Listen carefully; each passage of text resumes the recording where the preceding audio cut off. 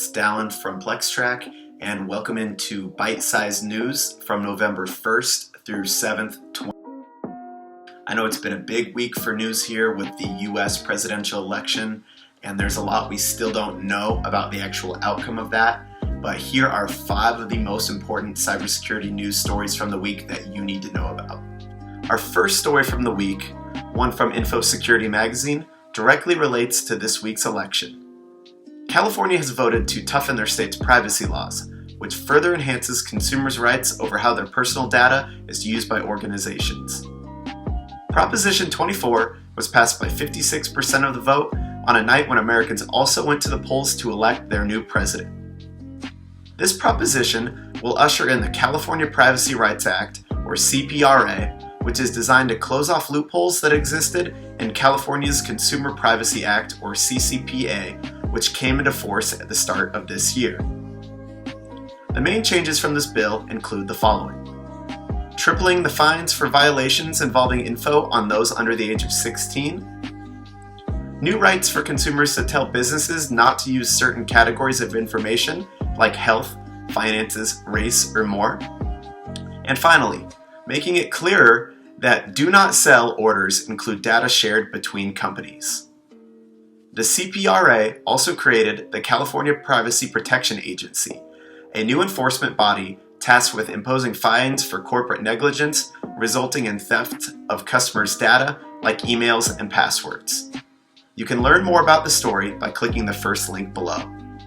Our second story from the week is an insightful one from Krebs on Security.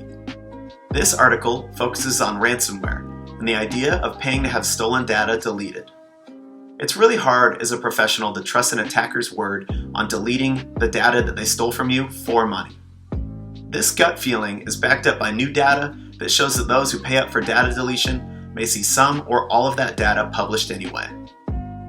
These findings come in a report from this week by Coveware, a company which specializes in helping firms recover from ransomware attacks.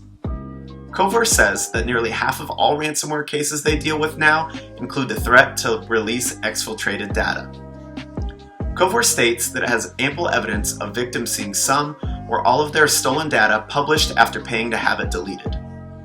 In other cases, this data gets published online before the victim even has a chance to negotiate for the data. So, what is a victim supposed to do in a case of a successful ransomware attack? This company advises its clients to never pay for data deletion ransomware, but rather to engage with competent privacy attorneys, perform thorough investigations into what data was actually stolen, and notify affected customers of the breach as soon as possible. To read the full article, you can click the second link below. Our third story from the week comes to us from ThreatPost and details an online cybercrime forum that currently houses 34 million records from 17 different companies. This diverse set of companies, which includes a Brazilian adaptive learning platform, an online grocery service in Singapore, and a cold brew coffee company, are caught up in a giant data fire sale. According to reports, this data appeared online late last week, and the theft seems to be the work of a singular person or hacker group. The affected companies include the following list: appsbuilder.com, Atletico in Brazil, Kermati, an Indonesian financial firm, Clip, a card reader company in Mexico, coupontools.com, Eatigo, everything5pounds.com, Fantasy Cruncher, a fantasy sports tool, Game24H, Geeky, InVideo, an online video maker tool, Catapult, a lease-to-own furniture company, Redmart, Toddy Cafe, a cold brew coffee company, W3 Layouts, WedMeGood, an Indian wedding planning service, and Wongnai. This latest incident continues the sporadic trend of massive data dumps showing up online, which is usually a follow-up to phishing and account takeover efforts. To read the full article from ThreatPost, click the third link below. Our fourth story from the week also comes to us from InfoSecurity magazine and details a new Malspam campaign designed to exploit controversies surrounding the ongoing US presidential election. This news comes to us from Malwarebytes, a cybersecurity firm.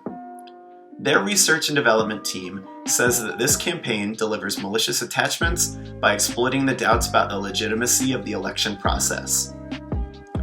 This news comes as the United States continues to wait on for results in several key battleground states, including Georgia, North Carolina, Pennsylvania, and Nevada, in addition to more controversy in already decided states, Michigan, and Wisconsin.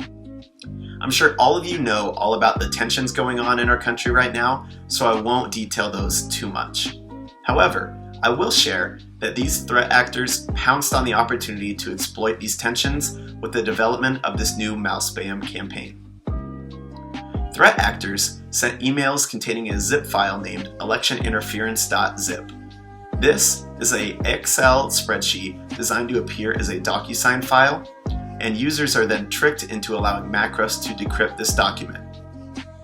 This decryption subsequently downloads a malicious payload onto the machine, which triggers the hack.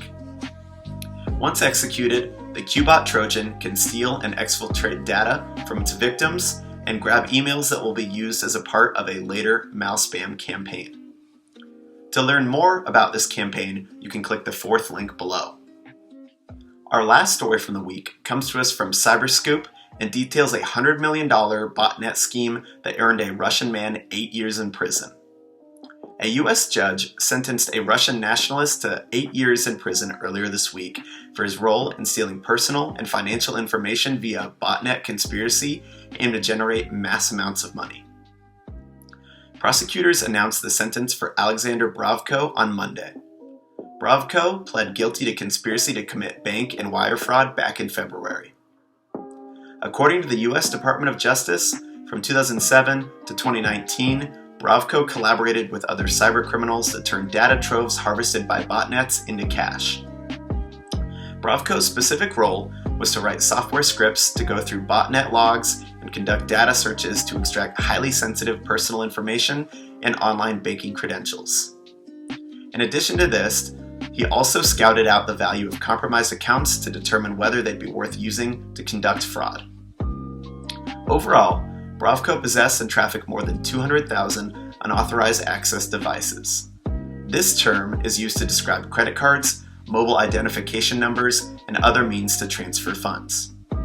You can read the full story by clicking the fifth link below. I want to thank everybody for tuning in to the video version of Byte Sized News for the week. I know it was a longer video. There were a lot of longer stories that needed more thorough explanations, and I wanted to provide that to you guys. As always, stay tuned in to PlexTrac.com, our social media channels, and our YouTube channel to stay up to date on all the cool things we're doing in the cybersecurity industry. Thanks and have a great